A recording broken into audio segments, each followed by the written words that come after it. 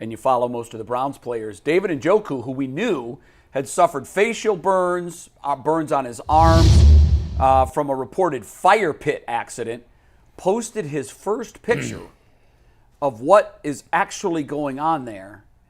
And that is post-face scrape, by the way. That is, right. That is. This is the immediate aftermath. Yeah, wow is all we can say. Yeah, very scary. Wow. And now you can understand. And by the way, he played probably his best game of the year, to be sure. Man, with these burns in the loss to the Ravens. But oh my goodness. Can you imagine like the sweat?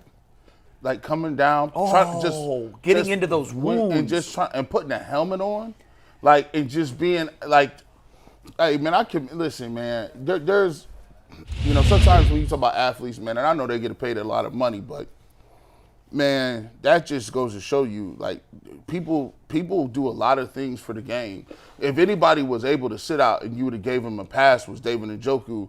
I mean, this is his face he tried to burn off. Like, you know what I'm saying? And it's crazy that, like, he even went and played, man. When he showed up with that mask, that was terrifying in and of itself, just not knowing what was underneath it. Yeah, but you're right, G.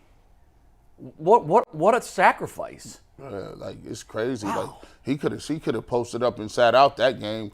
It just goes to show you, like, there is a passion for players that go out there and play the game.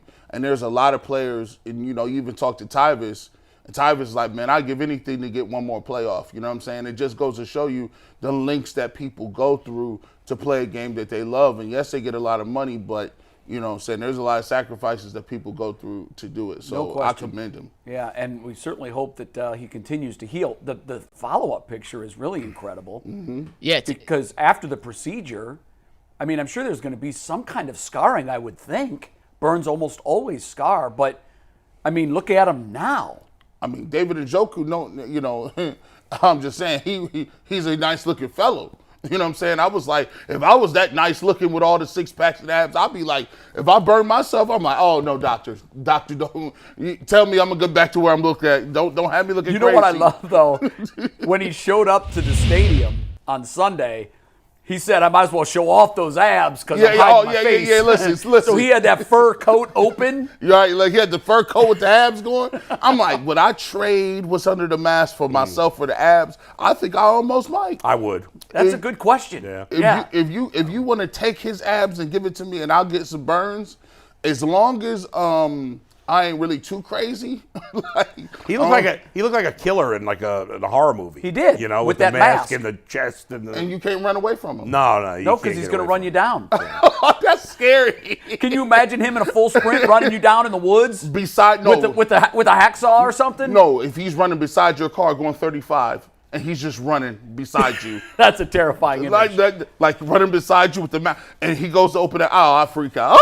I mean, in all seriousness, we kid about that. Yeah. But in all seriousness, David, we are all pulling for you, man. And what you had to go through to play a football game last Sunday, looking the way you looked and probably feeling the way you did just 2 days after the accident happened.